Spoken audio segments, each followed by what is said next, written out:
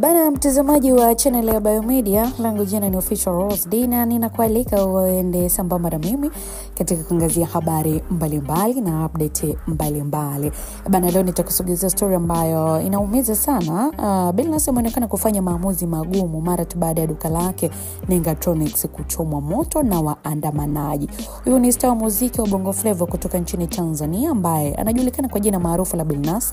Yeye ameamua kufuta kiukweli ukurasa wake wa Instagram, na ikiwa ni siku chache mara tu baada ya duka lake la vifaa vya simu kuchomwa moto na waandamanaji siku chache zilizozo kupita. Chanzo cha taarifa hii siku ya leo kimeeleza wazi kwamba Billnass ameweza kufuta ukurasa wake huo wa Instagram, na mpaka sasa bado hajatoa tamko lolote wala taarifa yote kuhusiana na maamuzi yake ambayo ameyachukua. Na katika kuweka kumbukumbu sawa ni kwamba moja kati ya sababu kubwa ambayo inatajwa katika sakata hili ni kwamba waandamanaji walifanya maamuzi ya kuchoma duka la Billnass kwa kile ambacho kilitajwa kwamba star huyo ni moja kati ya wafuasi wa Chama cha Mapinduzi, yaani CCM.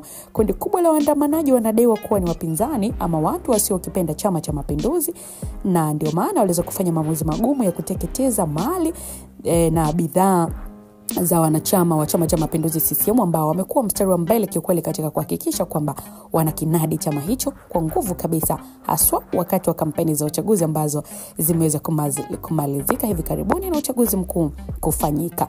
Lakini pia Billnass anaingia kwenye rekodi kubwa ya Watanzania wachache ambao wamepata hasara kubwa sana kwenye maandamano hayo, kwani ameweza kupoteza mali zake ambazo zilikuwa ndani ya duka hilo ambalo lilikuwa linasifika kuuza vifaa vya simu pamoja na simu janja zenye gharama kubwa sana kama vile simu za iPhone. Right now serikali bado haijatoa tamko lolote kuhusiana na watu wote ambao wameweza kupoteza mali zao ambazo zilichomwa moto na waandamanaji, licha ya kwamba kuna uwepo wa taarifa za kina ambazo zinaeleza kwamba vyombo vya ulinzi na usalama vinaendelea kuchukua hatua kali kwa watu wote ambao walihusika kwenye vurugu hizo.